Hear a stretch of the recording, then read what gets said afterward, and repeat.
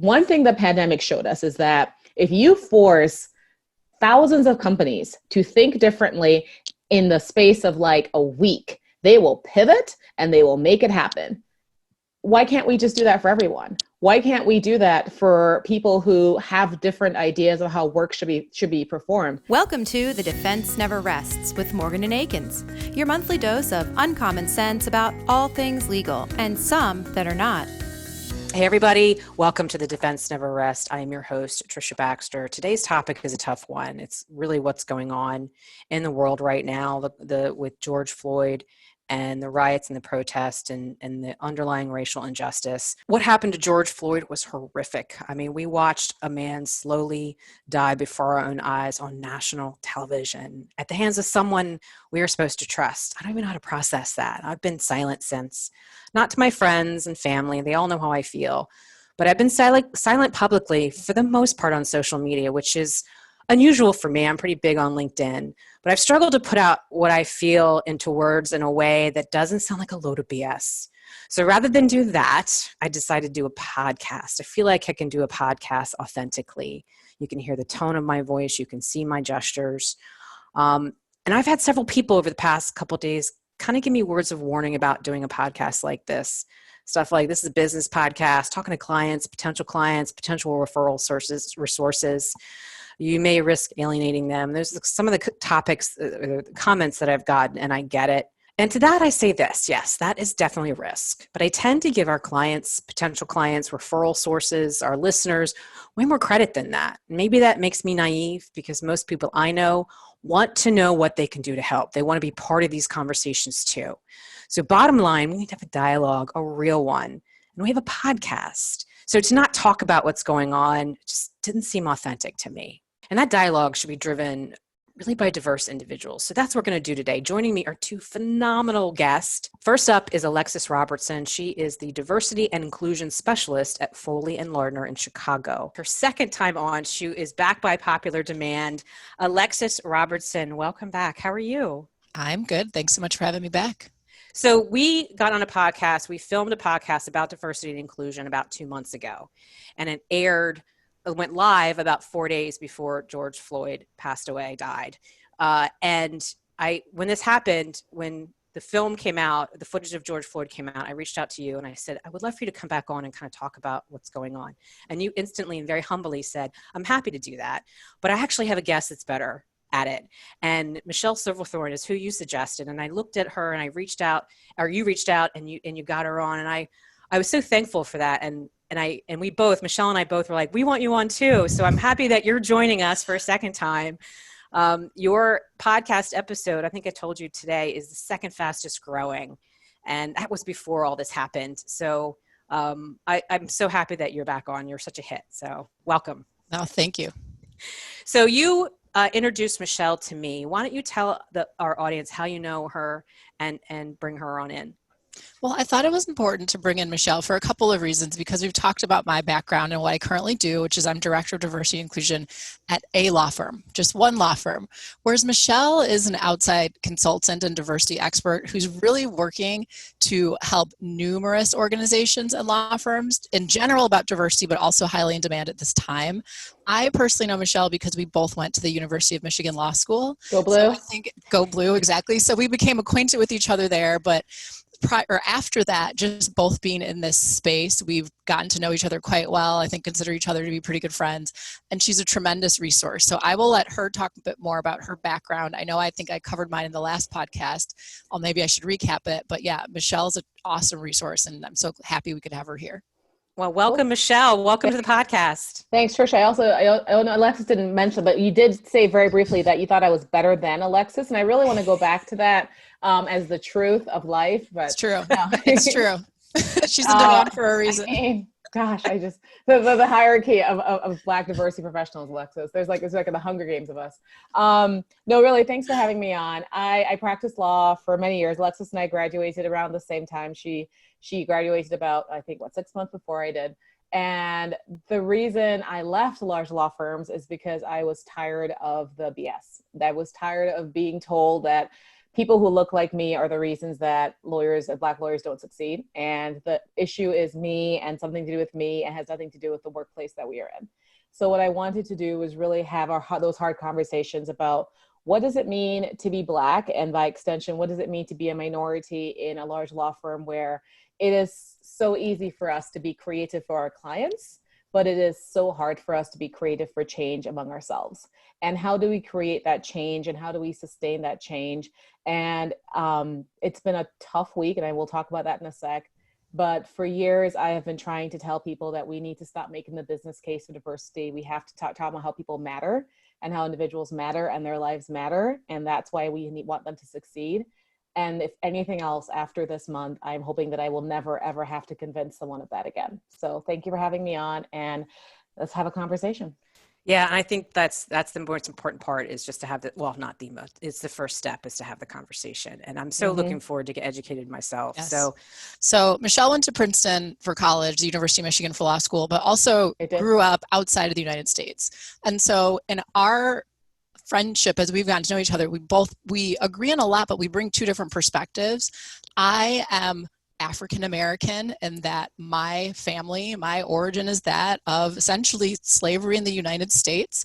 All of my family has grown up here, and I have what may be considered the prototypical African American experience in the United States. Whereas Michelle, I think, brings this tremendous perspective of somebody who was not a U.S. citizen, grew up in Jamaica, right? Yes, Jamaican Trinidad. I'm a Caribbean Black. Very different experience. Yes. And I think potentially, I don't know if we'll touch on this, but it shows how the Black experience isn't necessarily monolithic, and how we do, share very similar things, but we may bring different perspectives, which is why I thought it was so tremendous to have her join us today. Yeah, I think the reason I do talk about race a lot, I grew up in a country that is in Jamaica, that is, I think, about 95% Black. I also grew up in another country, Trinidad and Tobago, which is very, very racially, ethnically diverse. And in both countries, we talk about race. Like, we talk about race. It is not something that we avoid talking about. It cannot be something we avoid talking about. We talk about it in ways that actually are kind of uncomfortable, and people would probably call them, a little different here in the States. So, and it's interesting when Alexis talked about the differences, there is a study, and I'll just end here because it has a lot to do with what we're doing today, about first generation Caribbean Blacks West Indian Blacks when they come to America, and their mental health and their, the internal trauma that they feel. It's a lot less than African American Blacks. But the next generation, it gets worse.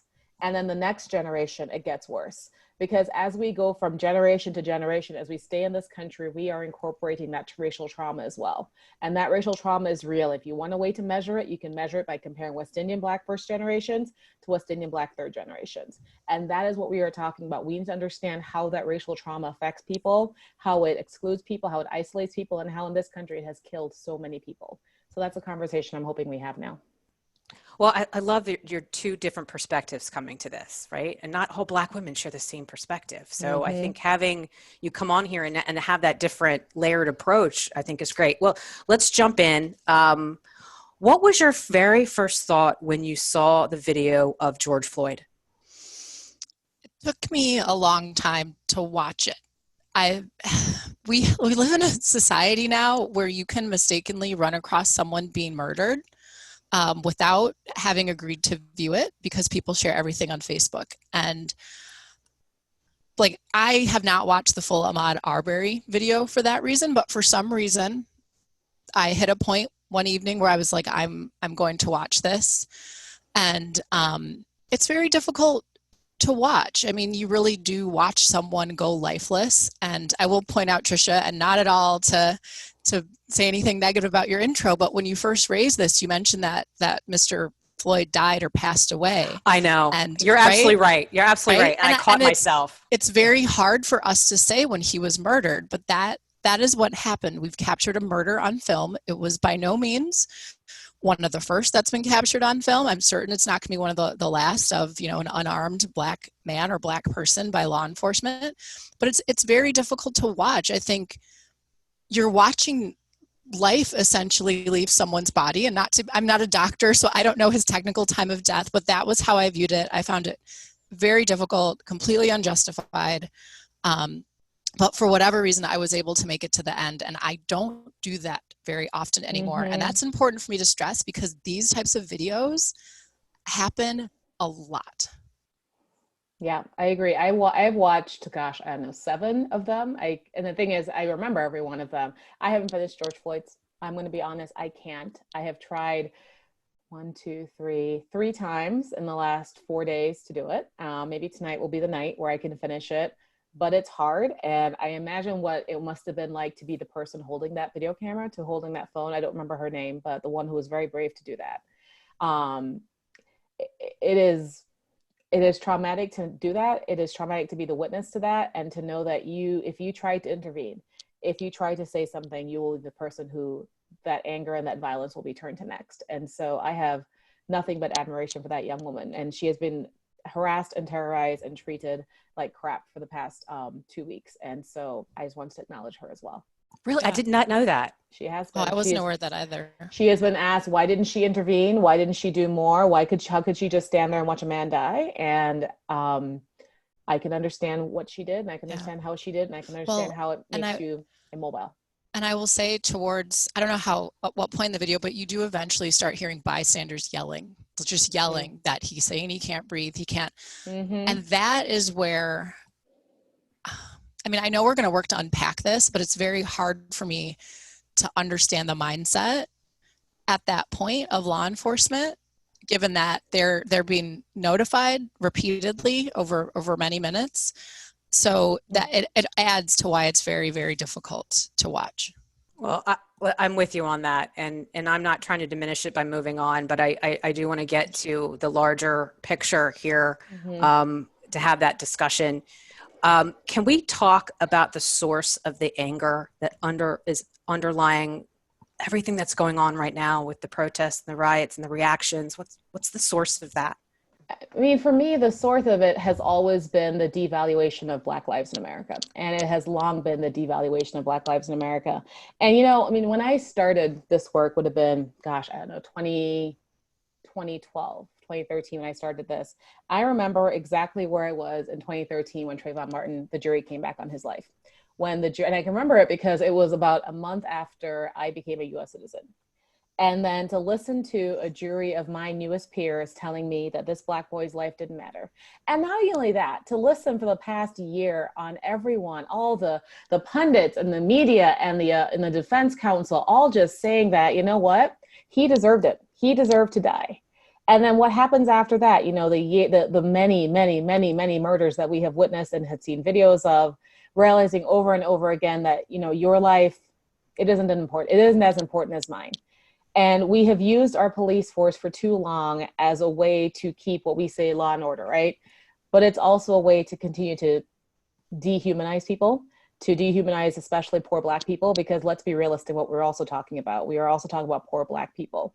And we continue to use a police force to do things that social services should be doing, that mental health professionals should be doing, that we should not be using state-sanctioned violence for. And the way that we train them and the way that we allow them the power to devalue lives. And it isn't just something, and this is what Alexis and I talk about, isn't just something that exists in the police force. It's something that exists across this country. It is a disease, and it has existed for 400 years. And finally, between the pandemic and between the job numbers and between who are essential workers and who are being laid off, there was a movement. And then there was a voice that came stronger and stronger in this country that said, today is the day where it's enough. And so I think that is what is behind that. I think it is, I hope it continues, and I hope that voice continues carrying strongly, but that's what I am seeing here. Yeah, it's really hard to know, in the sense that, like we've said a number of times, this is not the first video. And this is not the first time that this sort of violence has happened in the United States, right? As Michelle said, we have a long history of it. But something happened where, in a way, that was the proverbial straw that broke the camel's back. And it wasn't, other names, it wasn't Ahmaud Arbery, it wasn't Breonna Taylor, and I could just keep naming so many names. And I don't know if it's a combination of what's already been going on with the pandemic and we're all at home and consuming a lot of media, but yes. And also maybe very much the circumstances here were so just visceral, and it's Callous. clearly someone who's incapacitated. Mm-hmm. And it was really something that was so undeniable. There wasn't that thing where you could say, well, maybe if that person wasn't running, well, maybe if they hadn't lunged, well, maybe if they hadn't reached for, because I feel like often we're people try to twist the facts, and the facts here were just so apparent that we couldn't deny it. And the other thing, as much as these sentiments aren't new, it's that we have people protesting, and there's activity that you can't ignore. But I think another very difficult thing for, not to speak for the Black community, but for the Black community, is this has been going on for so long. It's just that the majority has now decided to notice. Mm-hmm. And more are joining in fighting and protesting for what are, at their core, their human rights violations. Mm-hmm. So it is interesting in that it has tapped in to this broader cultural pain trauma. But at the same time, for a Black person in America, we look and we're like, yeah, I know. And I think in a way, many of us are scratching our heads also being like, oh, I wonder why now everybody's noticed, because nothing's mm-hmm. different for me than it was a month ago. But it is really interesting. Yeah, you get this, it was the time and it was the place, right? But it was also the video. It's callous. It's cruel. It is inhumane. And you're told, like, well, that's how they're trained. They're trained to do chokeholds, right? And they're trained to, subdue a suspect. For a $20 counterfeit bill, that is worth a man's life. That's what you're doing it for?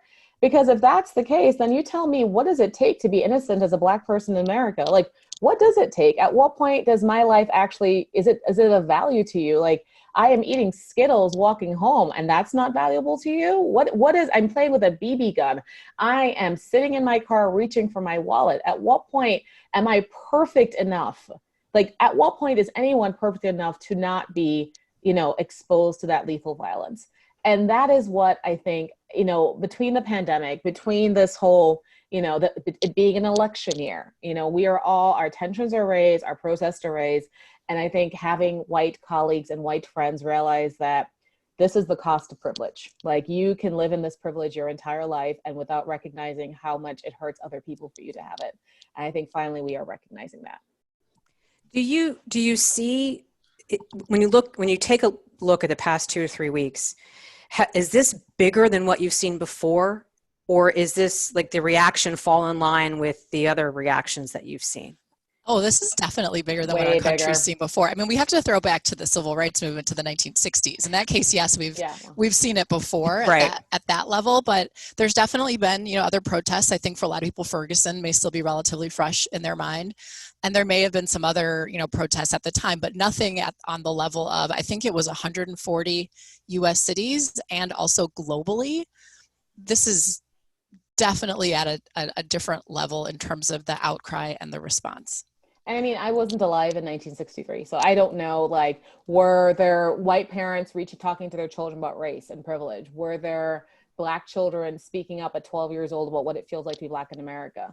Were there millions of people marching in solidarity across the globe in favor of Black rights in America? I don't know. Maybe that was the case, but like, for my lifetime, I have never, ever, ever seen anything like this. Yeah. I do have my mother saying it feels like the 60s, mm-hmm. and my grandmother, who's 92, agreeing with her. Yes, there you go. Wow.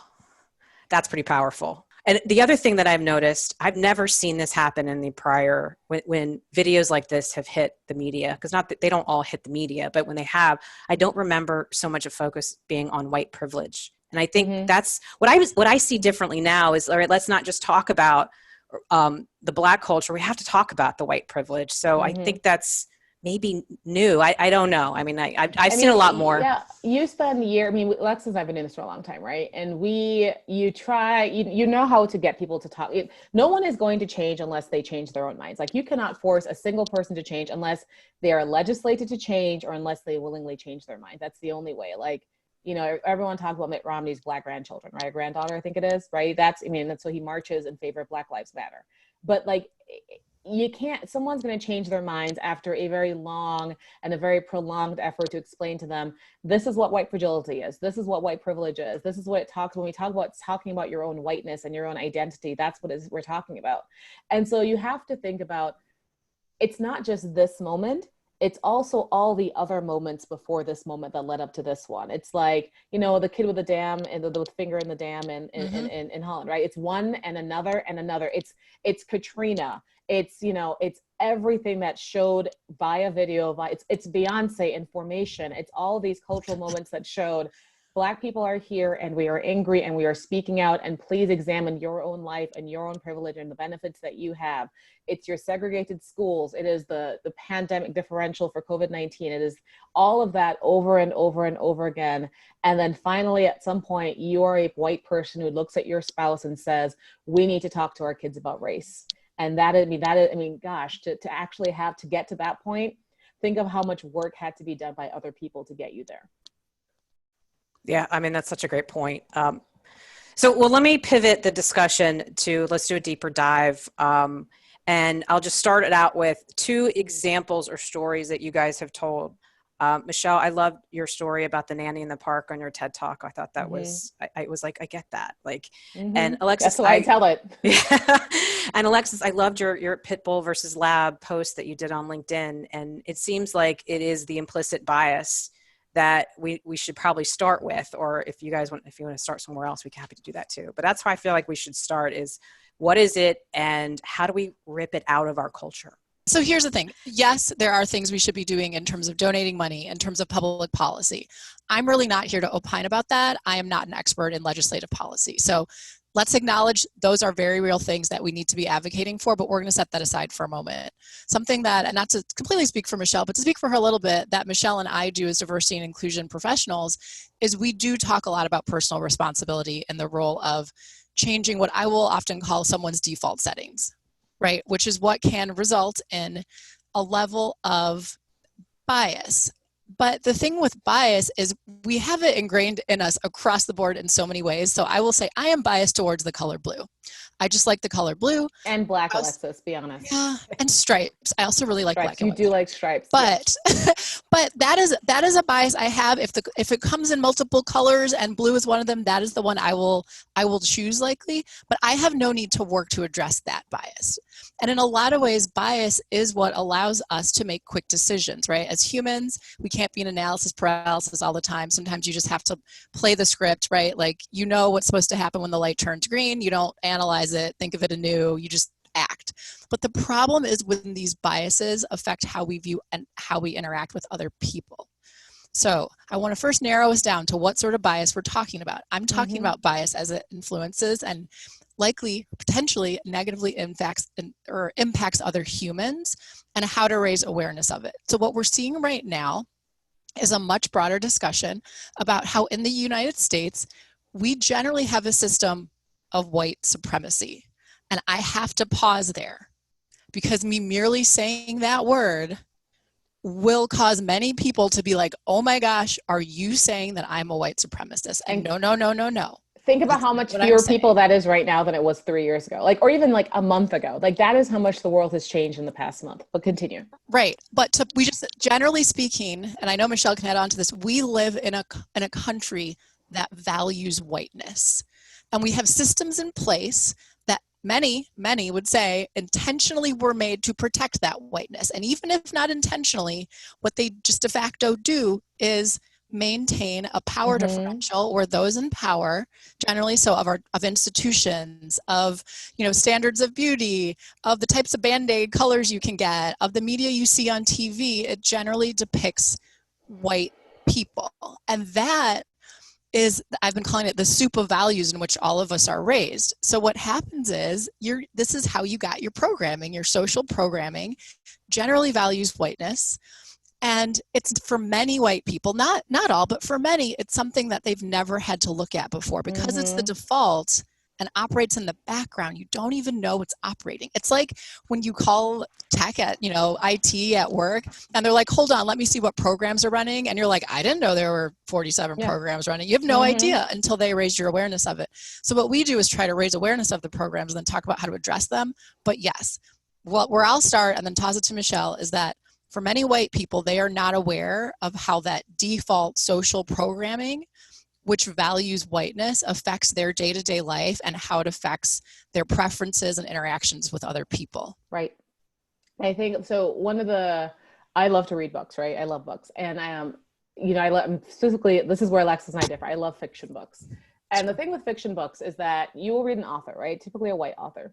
And they will go to pains to describe every other character by their skin color, right? The Indian person, the black person, it's always usually supporting characters, but they will describe it.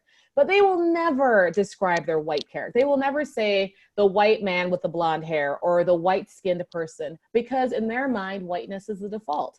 The rest of us are not the default. Now you're going to go back and you're going to look at all of your books and you will say that I'm right, because I am. Because I know that, because editors do not want them to put it's a white person in a book, because they take those out. And why do we take them out? Because whiteness is the default. And you look at that, and then you look at how we expect our kids to think that, if our white children to think that they are the default and they are the neutral and everyone else is an other and everyone else is a different. And because we don't think we actually are, a separate other, that our color is nothing else but neutral, then I'm going to say that I'm colorblind. Because you know what? I don't see differences. I don't see that this person is black or brown or, or Indian or Chinese. I don't see it at all, because I don't talk about it. It doesn't matter to me. But I live in an all white neighborhood, and my kids are taught by all white teachers, and my kids have all white friends. And when I look at my bookshelf, I have all white authors in there. But, race doesn't matter to me at all. None of that. I mean, that's just all a coincidence, or I have never even noticed it. So when Alexis talks about awareness training, that's awareness erasing. That's the first thing we want to do. We want to raise awareness that as a white person, you chose this. Like, you chose to take your kids to, I talk about kids a lot, you chose to take your kids to the white dentist and the white doctor and enroll them in the school that doesn't have the large minority population and live in the neighborhood that doesn't have a large minority population. And that's because of that whiteness that we're talking about. And when we talk about the systems of privilege inside and outside the workplace, it is so easy, for example, for a lot of white women to see sexism. We can talk about how workplaces are sexist every single day. But how are we talking about how workplaces are racist?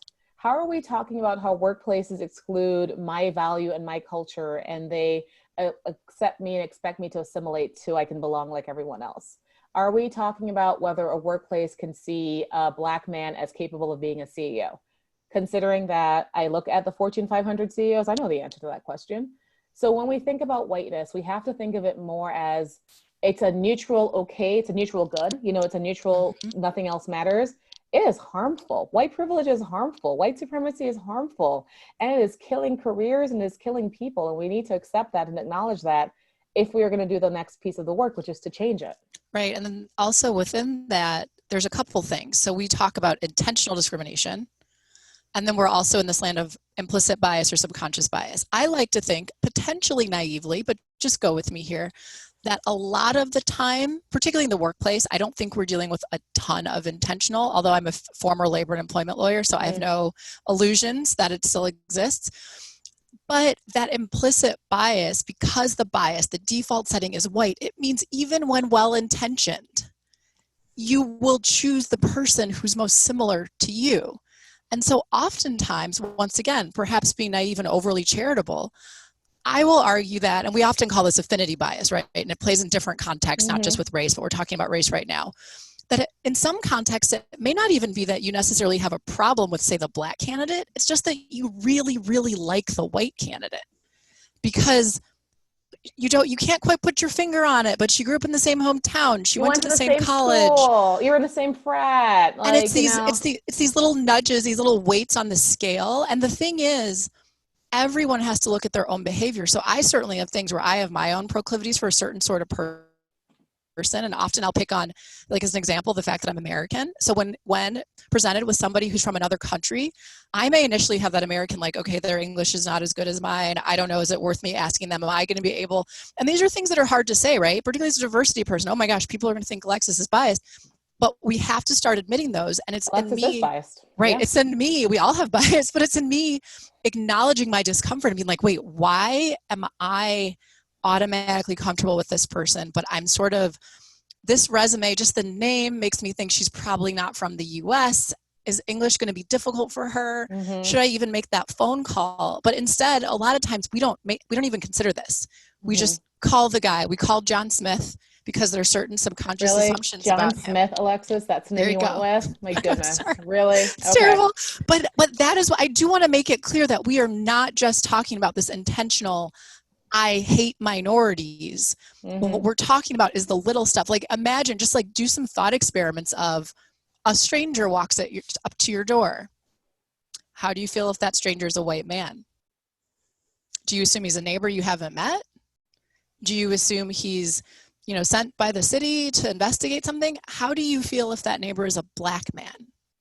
And I would bet that most people, if they really thought about that, will note that they have a different internal response, which I'll pause here, but that actually also goes into that example that I shared on LinkedIn about the golden retriever versus a pit bull running at you. And Trisha, that's where it gets to the deeper point, which is, well, why do you have that reaction, right? Why do you have that reaction to that pit bull? Why do you think that the pit bull is more dangerous? Where did it come from? Who instilled it in you? And let me just back up, if we can explain go ahead, Alexis. Explain the analogy. So I posted on LinkedIn, and this was before George Floyd, actually. And I will admit, I was not a fan of my post after George Floyd, because I posted this after the Chris Cooper incident with the white woman calling the police on the black man who was bird watching and who had asked for her to put her dog on a leash. And I was trying to think of an example of, bias that we have. And I just wrote a short little thing about, imagine you're walking down the street and a golden retriever is running at you. How do you feel? Are you happy? Are you sad? Are you scared? A lot of people might think of Full House, or how the golden retriever is the family dog. A lot of people would never be afraid of a golden retriever, even if you don't like dogs, you've never owned a dog. It's just not scary to people. But it's like an 80 to 100 pound dog, depending. Or maybe more like, I have a golden, maybe more like 60 to 80 pounds, but a big dog. Now imagine a pit bull is running at you. How do you feel? Are you scared? But did you know that, back when we had, like the Little Rascals, the pit bull was the family dog, that the pit bull was once America's dog? You don't. And note in those examples, I've said nothing about demeanor. I haven't said baring its teeth. I haven't said, that it is aggressive. I've just named the breed of the dog. And you automatically, most likely, have an emotional response based on your conditioning, unless you're a pit bull owner. Most pit bull owners are on this campaign to show that their dogs are the most loving dogs that there are. And the other thing is, this is not a perfect analogy. I should not be likening any sort of humans to dogs, but it was something where I thought it really showed how with limited facts, we very quickly will have a certain feeling. And we do that with people all the time, not just in the instance of profiling by police, but I think all of us can consider a situation where you were walking somewhere and you saw a type of person. And if it's one type of person, you're like, oh, that's fine. I'll walk past her. And another type, you might have decided to cross the street.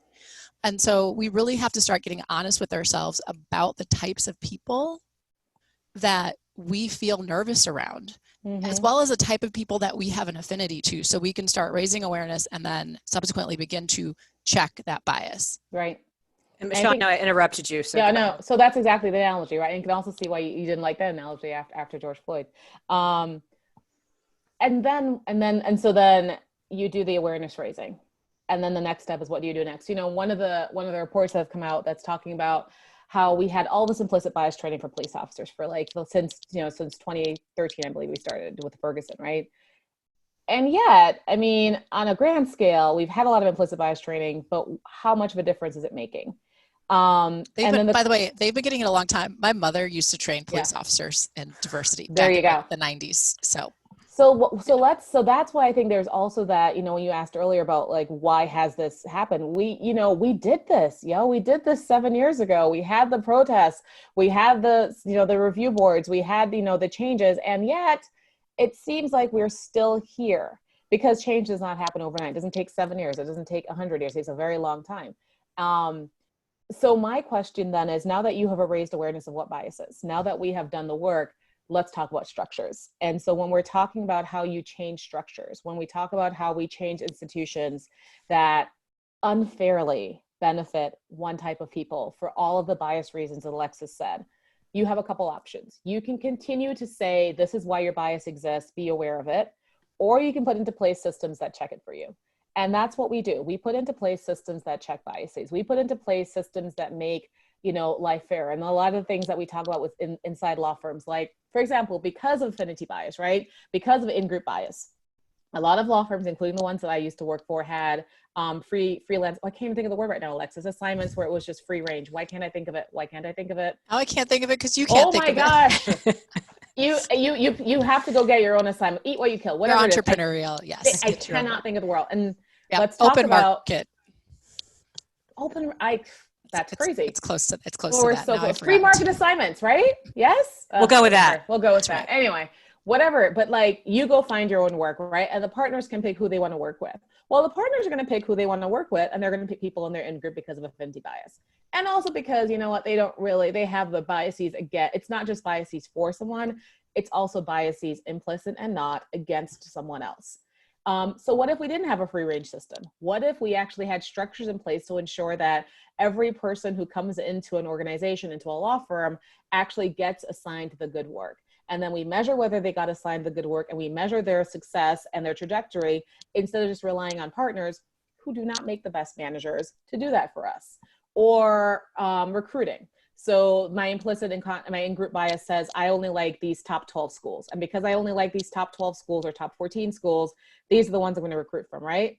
What if we had a system in place that said no to that? What if we had a system in place that removed, law schools? None of these are perfect solutions. And I want to just be clear that none of this is perfect, but it is better than what we have now, because what we have now is where we were 10 years ago in the legal profession with our horrific numbers especially on Black women partners, and is where we are going to be 10 years from now if we don't do something to change it. So raise your awareness of bias. I would love if you as an individual could change, and if you as an individual can be better. But I also recognize that our brain is lazy, and it is going to continue making these biases. It's going to continue making these assumptions. So when people are marching in the street asking for structural change, this is what they are asking for. They are asking us to put into place structures that ensure that the good apples and the bad apples are both subject to the exact same fair system that we have. And so you can be explicitly racist, and you can be a really good, well-intentioned person, but those structures that we are going to put into place to ensure that we are treating Black people, people of color, LGBTQ plus people with fairness and equality and dignity, it doesn't care if you're a really great person or not. So I love that. And I do want to do a deep dive into structures that we can put into place. Before we do that, I just want to back up to implicit bias for a moment and the default settings. And tell me if I'm wrong. It seems like it takes decades for default processes and biases to make their way out of the culture. Is it, what's more important? Are they both equally important, or is it more important to put structures in place while they make it away? Or is it important to rip that weed out of racial injustice as we're doing? I know it's not a very articulate question. Well, and the thing is, and I know that we're not gonna fundamentally answer this, but right, let's spin on it. Let's examine it. You need both. Mm-hmm. But in a perfect world, yes, we would all take ultimate personal responsibility, and we would sort through all of our bias and all of our trauma, and we would wake up the next day, and then we wouldn't need the structures. But I have started thinking about, in terms of fairness, which it's a really weird way to think about this, and it may be overly charitable, but it is very difficult to say that if you're 40 years old, for 40 years you have been programmed to have a preference for white people, whether you know that or not, and likely, right, for many people. And today I'd like you to change that. That is very, very hard. But what we often talk about in diversity and inclusion is doing the work. So a couple of examples that I don't think people will find as maybe like threatening or triggering. But a couple of years ago, I was on a phone call and somebody raised stay-at-home dad. Some context of someone was a stay-at-home dad. It was a call of a women's group. And one of the women said, oh my gosh, I just had a really negative reaction to the idea of a stay-at-home dad. I automatically thought like, oh, who's this guy? Cannot get a job. And then she's like, I don't want to be that person. I need to check that. And it was interesting that she just, for whatever reason, stream of consciousness, shared her thought pattern. But what's going to happen is you're going to keep having the negative response for quite some time, but it's your ability to be like, oh my gosh, I don't want to view this person that way. Okay, what can I do in this moment to change it? An example I'll often talk about is, and Michelle will appreciate this because I was at a Michigan football game, a Michigan Northwestern game. I'm there with my pretty small children. Husband is a huge Michigan fan, and I am not happy to be there because I don't like football. And yay, I get to stand while entertaining my then like maybe 4 and 6-year-old. Oh, We get so there, fun, Alexis. right? So fun. We get there. We are in those tiny little bleacher seats that aren't even a real seat. It's just a number. And there's maybe 3 open numbers next to me, but 5 guys fill in. They are pressed against me. They are presumably drunk. And I play that these are frat boys. And I am pissed. I'm so angry that for the next 4 hours, I have this. And I played the story, the frat boy story, that a lot of people would not fault me for, particularly in the United States, right? We know the story. We think of Animal House. We think of drunkenness. We think of, debaucherous behavior. But I played that story. But I like to think, because I do this work, after about, 4 to 5 minutes just being annoyed, I turned and I was like, well, if we're going to be in such close quarters, I should probably introduce myself. I was still a little sarcastic because I'm still me, but he introduced himself. Turned out he was a Northwestern law student. Turned out he'd worked for the governor of Illinois. We talked for the next 90 minutes. He's now at a very large law firm, and we're connected on LinkedIn, and we may be friends. We'll probably go for coffee at some point. But I played the script about who he was, and most people in that scenario, and most of the people who sat around me, they were angry too. And nobody would fault me for it. Nobody, because we do generally have a negative narrative about, and in this case, it was a group of white men, presumably ages 22 to 29, that were in a fraternity. But in me pausing to be like, Alexis, is it fair that you're playing this story about this person? And me instead speaking to him, I completely destroyed the narrative because I personalized him and I made him a human and not a story. Yep. And that's the work that we need to do, because it's really accepted to have stories, taking it back to our topic, about Black people. Mm-hmm. I mean, that's what, you said, Trisha, at the beginning, that you watched my TED Talk. And I use the story. It's, if you haven't watched my TED Talk, you can. It's We Are Not a Melting Pot, because it's talking about how everyone should not give into the assimilation ideal that we are all the same. But I talk about being, I am in my predominantly white neighborhood with my 2 children, and my children are biracial, so they're very light brown skin. But I mean, it honestly does not matter if my children are white or Black. But I'm with these kids, I'm with my kids, and all of the white moms in my neighborhood on the playground, they assume I'm the nanny. And the fact that they do that is because they have what Chimamanda Ngozi Adichie says in the best TED Talk I have ever heard, which is the single story, which is exactly what Alexis is talking about. You have a single story about someone, and you have a single story about who they are and what their background is. And that single story is informed by all the archetypes from the media and from the books that you consume and from your life, and especially from your parents who raised you.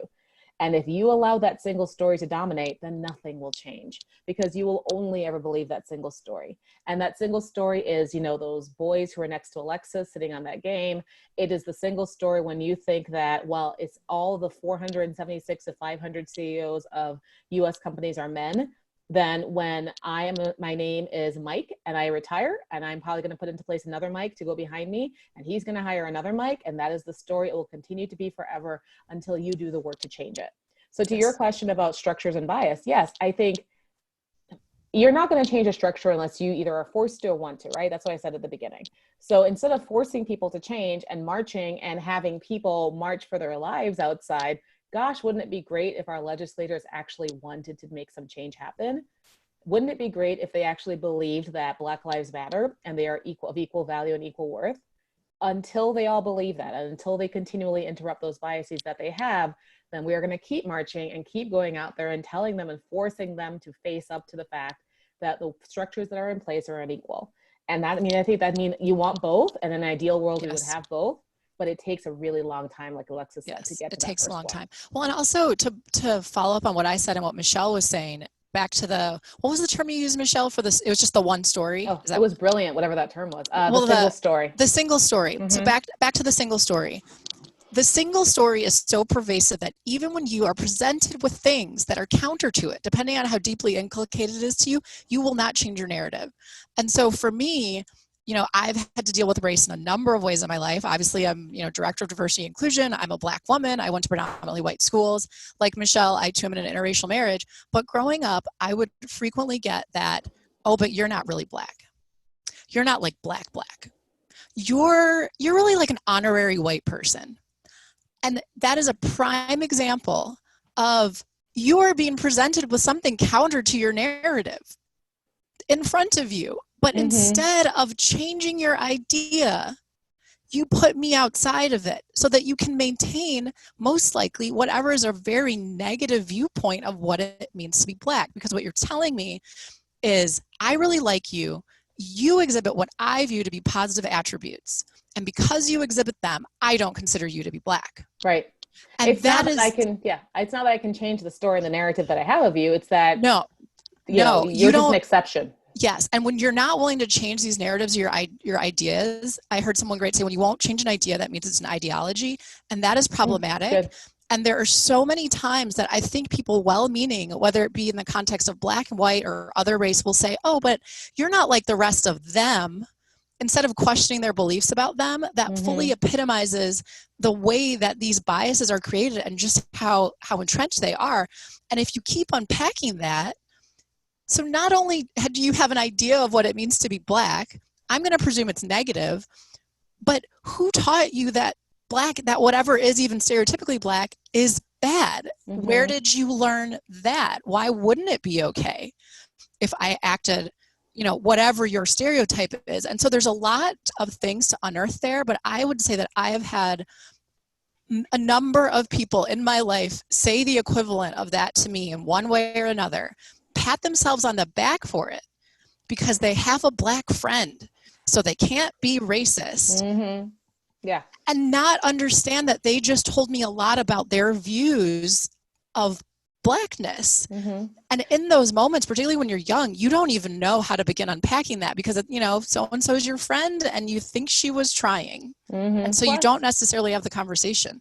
Plus, so when you know that there is a stereotype about people who look like you, and it's a negative stereotype about the shoes that they wear, or the clothes that they have, or the jewelry that they wear, or the music that they listen to, what you as a Black person in the workplace spend your life doing? You try not to be them, right?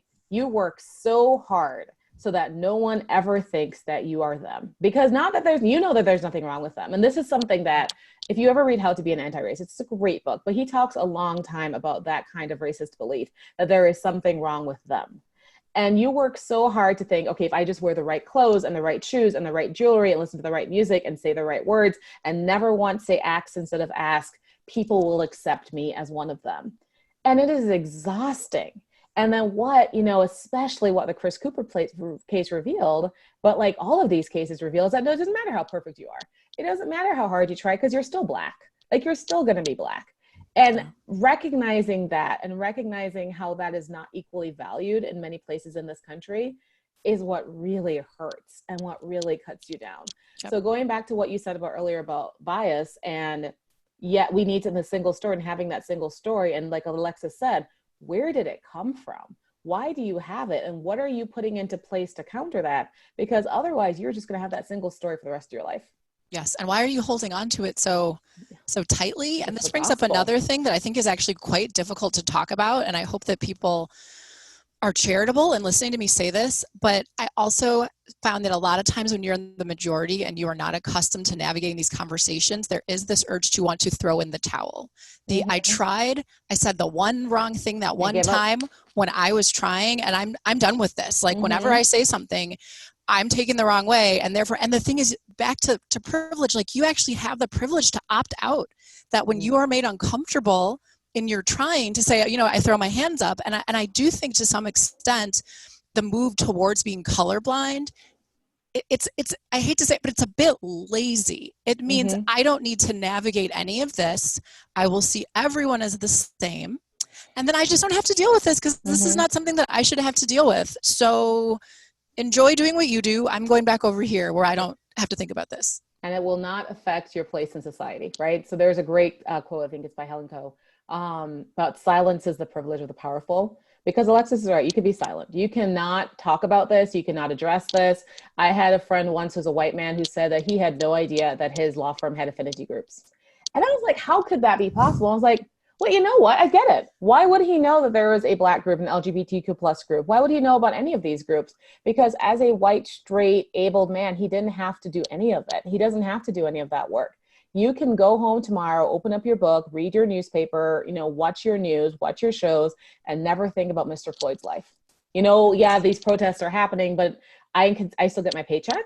I'm still going to work. and I can still do this and I can still go on. And that is what privilege is. I mean, I cannot think of a better explanation of privilege than the ability to not do anything. Well, and that has been interesting to me because there's a lot of outreach. And I'm not saying that you shouldn't do this, but I have received a lot of outreach from white friends checking on me. And for some, we are close and the outreach is appropriate. But for others, there is a hollowness to it or a performative empathy aspect to it. And sometimes it sounds like, I am sorry this is happening to you. I am sorry this is happening to Black people. And the underlying message to me is, I am otherwise unaffected, but because I know you, I feel bad. And that is really difficult for me to understand and relate to, because back to what I said about these are human rights issues. We watched an unarmed person murdered on film. And I think that should viscerally affect everyone just as human beings. And if for some reason you're unable to muster the empathy or the outrage, it further speaks to your conditioning as to who you are willing to be empathetic for. And that is also something that needs to be examined. Yep. Well, there's a lot of talk about the work, right? And is there a way we can put some of that into actionable tips, the work that can be done to start to undo that bias and those default systems, the single story? I want you to start by picking up a book. I want you to start by learning. So I mean, like that, there have been, oh gosh, I can't even think about it, like millions of articles shared in the last 2 weeks about how can white people be allies? How can they get better? And what can they do? And those are all great. And those are valuable pieces of advice. But the first of that needs to be, you need to be better at empathy. And then you need to read. So go read books about what defund the police actually means. Go read articles about what it feels like. There have been many Black people who've written about what it feels like to be me at a workplace. Go get some explanation, some background, some evidence for if you think that the real issue is Black on Black crime and why is no one talking about that, then I want you to go and answer your own doubts. I want you to go do your own work. I want you to go do your own research. Someone coming to me is like, well, you just tell me that when I look at my life and I look at the friends I have and the circle I have and the mentors I have had, this is an exercise I gave people in a Medium article, and the teachers that I have, should I go out and they're all white, because for a lot of white people, most of them are white. I should go out and get myself 5 Black friends. I'm like, no, because that's not friendship. But also it's a matter of just acknowledging that it exists, right? It's acknowledging that, whiteness is not neutral or it's default. It is an active choice. And that is what I want people to acknowledge. So reflect on your own life, go do some learning. And then, like Alexis said, learn how to empathize with people, learn how to respect and value them and to not gaslight them.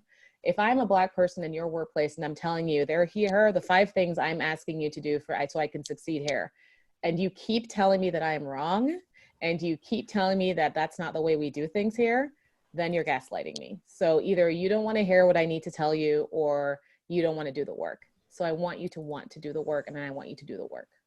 But I also think, so in doing the work, understand the level of discomfort. And I feel like the idea of discomfort sounds fine until you're actually presented with something that's uncomfortable. Understanding that you're going to encounter things that are uncomfortable, but there are so many resources out there. And that's what's interesting about this time. We're now in the information age. We now have Google. We have people who have been providing tools and access for years and years. It's just that for whatever reason, the broader collective wasn't terribly interested in them. What I don't really want you to do, though, is to find a Black colleague, a Black friend, and ask them. Can you explain it to me? To put the burden on them to educate you. It's one thing to tell that person that I am starting to learn and educate myself and have realized how I'm really unaware of so much. Would you ever be open to having a discussion with me about your experiences and asking their permission? But I do think frequently, back to the shortcuts, back to the how do I make this easier, the default becomes I need to find a person of color in real life and have them justify to me why this is real. That is what I don't want you to do, especially in the face of so many resources out there. But ultimately, and as hard and emotional and scary as this is, you have to just realize that everyone has their own version of this in some way, and it is okay. What we want you to do is admit it, or not even admit it, acknowledge whatever those thoughts are. And it's the slow, incremental, when something rises, when that person knocks on your door, back to the, oh my gosh, okay, it's a Black guy at my door, I'm a little afraid. You have that micro moment in your mind where you're like, wait a second, why am I extra afraid? Like, what's going on there? And it sounds like a lot when I describe it, but we all know that we've done that. And to get even a little more kind of far afield, this is why I think having mindfulness practices, anything that's going to help you slow down. So for some people, it's formal meditation. For others, it's, I don't know, sports or writing or whatever. But whatever allows your brain to not always be in the do, act, but allows you to have just like a half a second to pause. You really have to cultivate the ability to respond and not merely react. And that is hard. It is life's work stuff, but it's something absolutely worth pursuing. Well, that's great. I'm going to drop some of the links that you guys mentioned in the show notes. If anybody's looking for the books or whatever we talk about today, you can find those in the show notes. I want to circle back something to what Michelle said, is even for Black people in the workplace, how they, can feel the need to conform to what they see. How do we stop that from happening? It's hard because, so much of our workplace has been told that you can't bring in different emotions. And this is not just Black people, right? This is women. This is LGBTQ plus people. And even in those workplaces, like I work in a lot of startups, right? So I go to a lot of startups and I see like the new culture and it's all like, bring your authentic self to work. But it's performative authenticity. It's like, bring the authentic self to work that we think is acceptable and we think is cool. But is it when you're angry? Is it the authentic self when you're like, you know what, this isn't the right way to do this. Here's a new way to think about this. Is it your authentic self when you're like, I actually think I can go recruit people at my Black church instead of going to the typical places where we recruit people at? What does it really mean to be authentic? What does it mean to be different? What does it mean in your workplace to allow people to work differently? We haven't talked about COVID yet, but like one thing the pandemic showed us is that if you force thousands of companies to think differently in the space of like a week, they will pivot and they will make it happen. Why can't we just do that for everyone? Why can't we do that for people who have different ideas of how work should be performed? I was on this really great podcast with the head of the YWCA, and she's like, we have never called it flex work, right? We have so many women working for us that we just call it work, right? We make the hours work. It's not flexible work. It's not childcare responsibilities. It is just part of how we do work. Why can't that be a part of the workplace? So to your question about how we change and make something less assimilationist, my question starts with the people who are in charge and the people who have power. You have the ability to change things. It is just really, really, really, really hard to change things because it's just hard in general. It's just hard to change. It's just hard to think of a new way of doing things differently. But then you saw with COVID that, you know what, it's hard, but it's not impossible. So what I want you to do is to talk to your people. I want you to ask me, it's not just inclusion, like what resources do you need to be successful here? It is, what resources do you need that you do not have access to? What ways of thinking are there that we could be doing differently here? What processes and procedures can we put into place that would allow you to be successful, to you to be your best self? For you, and this is what I talk about all day, the values that you have, the ones that you have outside of work, the ones that I want to matter here. What can I do as a manager, as a leader to make sure that your values are recognized?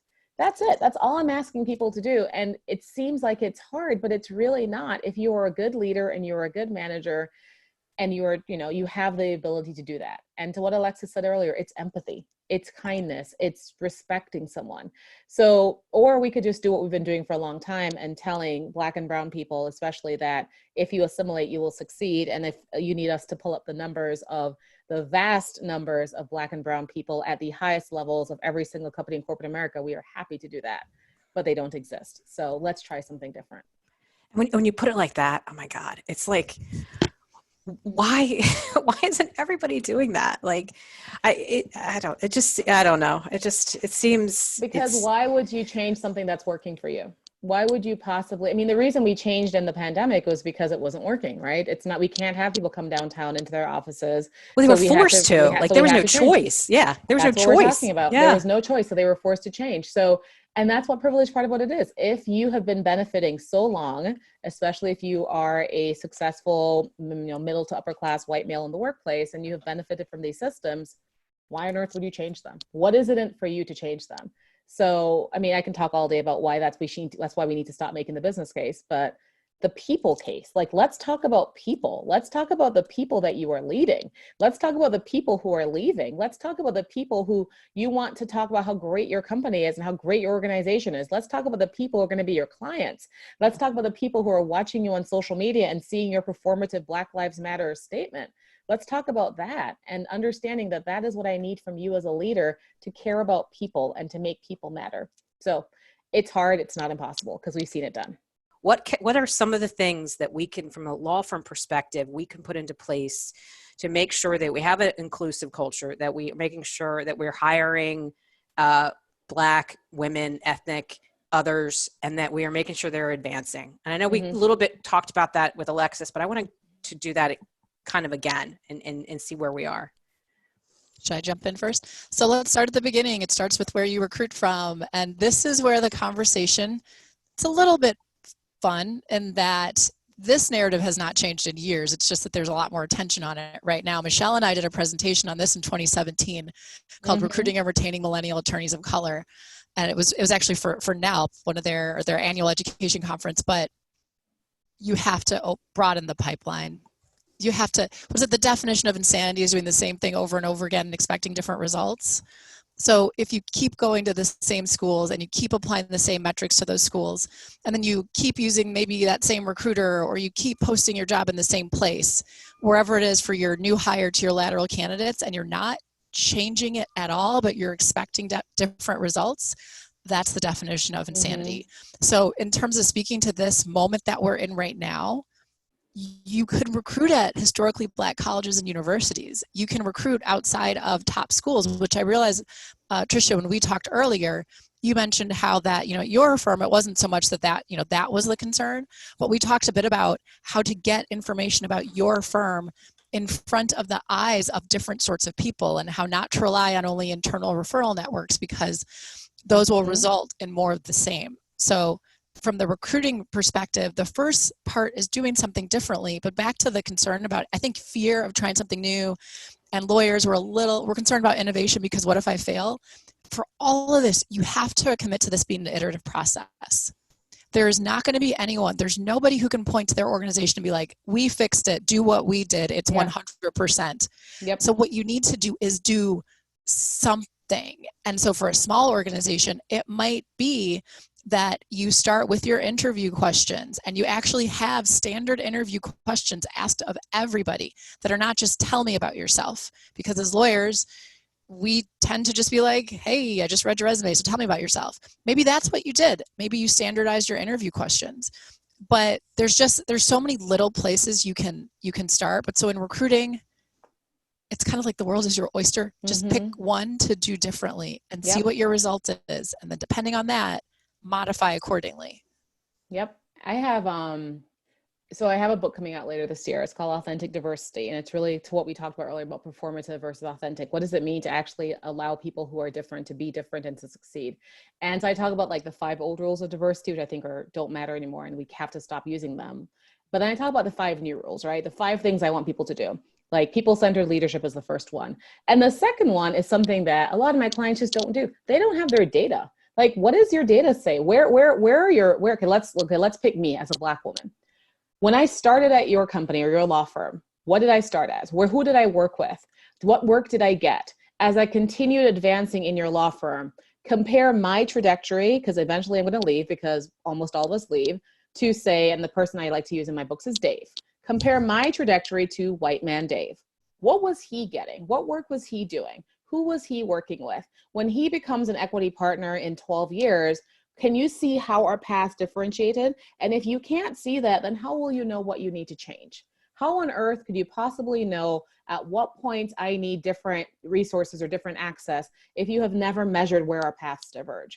So I'm asking, if you're going to do this work, you need to go and look. You need to, however you want to measure data. You can do interviews, you can do surveys, you can just look at feedback forms, you can look at evaluations, you can talk to people and ask them what it is that they need. But please, if you're going to say, wow, well, I really, really think I need to recruit more Black partners, how many are you starting with? Do you have 1? Do you have 2?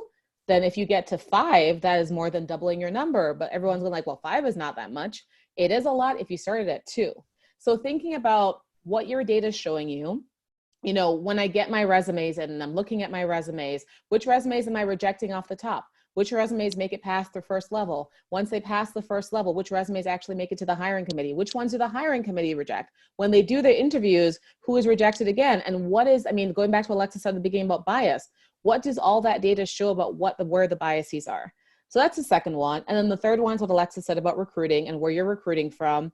And this like lowering my standards argument, which is never about lowering standards, but it really is about, you know, can we pause on this for 1 second as well? Standards? Well, I just need to pause because what this movement is showing us, so many people, their eyes are now wide open about systemic racism. Okay. Mm-hmm. I wasn't going to say racism. I wasn't going to say it, but whatever. Discrimination, systemic, and the thing is, caveat to everything we're saying, all ethnic minorities are underrepresented. We're just talking about Black here because of what's happening in the world right now. And who we are. Mm-hmm. Right. Yeah. But we are now more willing to acknowledge systemic discrimination against Black people in this country. Doesn't it make sense that that has also affected the schools that they're able to attend for law school? And doesn't it make sense that that's going to affect how they're going to adjust to that environment? So what you do see for many students of color or first generation, not exclusively, by the way, I'm not speaking for everyone, but you can see trends, is if you're first generation, going to law school or to college is an adjustment. Mm-hmm. And the first, whether it be your freshman year of college or your 1L year of law school, those grades usually reflect that the social adjustment, potentially an academic adjustment, but often there will be a tremendous upward trajectory, and the way we often recruit as lawyers does not allow for that.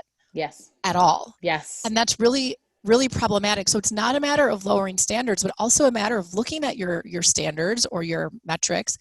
Do they even rationally relate to success at your firm? Have you run analytics on successful partners at your firm? Because yeah, the only partners that are successful are the ones who went to T14 schools, obviously, right? Because no one who has ever not gone to a T14 has been a Rainmaker partner. Right? Oh my gosh, no. So anecdotally, a few firms are running this, and they're finding actually it tends to be the partner from like the second tier school that did the best. So why is it that you're demanding that how to hustle? Right, that all of your talent be from a small group of schools, but then also when you do look at, say, grades, for example, if somebody was working full-time while supporting their family or extended family and managed to get a B average, that seems to me, back to the hustle, to be far more emblematic of somebody with grit and the things it would take to succeed within your organization than somebody who's not. So here's the problem, though, with all of that is this is hard. Mm-hmm. This is going to take a little bit more of an individualized approach. This is going to take nuance. This means we probably just can't be like, you need this and you need that, and then we can come talk to you. So it's more work. And then it goes back to the original question. Why do people change? They're either forced to change or they want to change. If you're a law firm right now, what is your incentive to change? Is someone forcing you to change? A lot of the clients are trying to. A lot of the younger associates who are not coming to your firms, maybe that's part of the stick. Or do we use the carrot? Do we make you want to change, right? And I think is part of the challenge, because a lot of law firms are really, really profitable. Yeah. And the funnel system makes them profitable. So. And I stopped you at number 3, but ultimately it's not lowering standards, it's revisiting your standards to make sure they bear a rational basis to success in your organization. And revisiting your standards to see, did they always privilege a group? Like, were those standards created when we knew that a certain group was only once allowed into law firms? Have you, since that time, ever looked back at them? Well, yeah, just to reiterate that point, you have to take a hard look at your values. So if this is we're doing this because we're afraid, we're doing this because there's a lot of scrutiny, I would submit that you're not going to be able to sustain this. This has to truly be baked into the values of your organization. And if it's not, you probably need to start with why. I would not suggest that you identify a bunch of diversity goals or, initiatives, because chances are that in a month or 3 months or 6 months, you will no longer be pursuing them. Right. When I do my workshops with leadership, I always ask them, what is your why? I mean, that is also the last chapter of my book. Like, what is your why? Why are you doing this? And I do remember what I wanted to say. I want to go back to what you said about small law firms. So small law firms are some of my favorite clients because they can change. They do not have the decades of entrenched culture. They have a small partnership body. They know each other, and they can tell me as a talented, Black law student that if you come to this law firm, I will invest in you as a person. I will treat you like a human being. I will, invite you to the groups that I think you should be a part of, and I will champion you. I will do more than mentor you. I will champion you inside and outside of this workplace. And so to my small law firm people who are listening, you have the ability to do that. You have the flexibility to do that. And it's not impossible. It starts with treating people as human beings and taking it from there. Well, I love that. We'll end on that substantive note. I feel like we could talk for like another hour, but we'll end on that substantive note. So happy that you guys came on. I'm Thanks hoping for having at us. least we had a legit discussion. I at least started one. Michelle, where if someone listening wants to hire you to come into their law firm and help them, where can they find you? Change the world, because that's what I love to do. MichelleSilverthorne.com. You can find me there. It is the easiest way to find me. And if you would like to buy my book, I was very excited because after last week, I finally got some good news on Friday from my publisher. And this book was coming out in October. It looks like it's going to come out in August. We just have to finalize that. But you can find all the information at my website. So MichelleSilverthorne.com. Congrats on the book. I love it. Alexis, I know you have a podcast coming out, right? When's it Oh my dropping? gosh, this is a lot of pressure. I know. This is public. No, it's actually, I'm working with my firm, Foley and Lardner, that we are looking at releasing a podcast. I'm not going to say much beyond that because Okay, all right. I put you on the spot. Sorry. It could take some time. It could take some time to get out. But for those, interested in following me, look for me on LinkedIn. Feel free to connect or follow with me. But if you have questions on diversity, you may ask me, but chances are I'll send you to Michelle because I enjoy working on my day job, which is with, my wonderful firm, which is Foley and Lardner. And if you're looking for a consultant to come in and help you with your and tell you the truth, I will point you to Michelle. I'm pointing down at her. Michelle is liberated. That's right. There's like the truth hurts, but yeah, feel free. I mean, I love talking to people and I love changing worlds. So that's all we can love do. it. And reach out if you guys have not connected with Alexis and Michelle, reach out to them on LinkedIn. They put out a lot of great content. So with that, thanks guys. I really appreciate you coming on. Thanks for listening, everybody. Until next time on The Defense Never Rests, we will see you then.